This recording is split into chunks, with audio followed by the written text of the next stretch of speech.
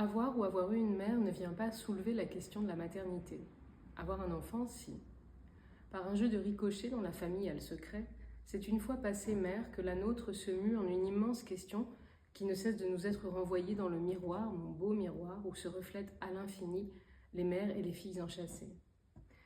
Biologique comme adoptive, la mère conserve longtemps son statut de matrice, d'organe vital auquel on tarde à s'intéresser quand on n'oublie pas complètement d'y penser, comme à tout ce que l'on croit à tort relever de l'évidence.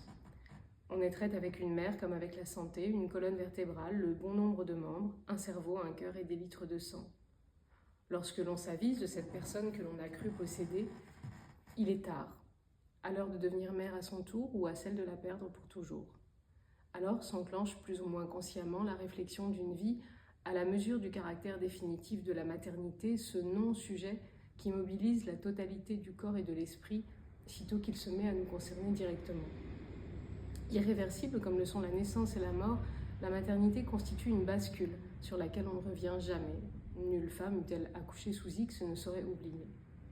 Pour ma part, entre le sans dessus-dessous d'être devenue mère et la constance de demeurer la femme qui n'a pas effacé l'enfant d'autrefois, il y a le grand bazar aux émotions, aux paradoxes, le langage et ses approximations, le discours et les actes. Il y a le corps, l'inconscient et l'esprit. Il y a les représentations dont s'amuse le réel, les temporalités entrechoquées, les intentions, est-ce que j'en fais? Il y a le renversement des catégories, les jours pairs et les jours impairs, le pas en avant et les trois en arrière. Et puis il y a la famille, ce léviathan que chaque maternité vient chahuter, vaste parterre de rangs qui se déplace où le devrait.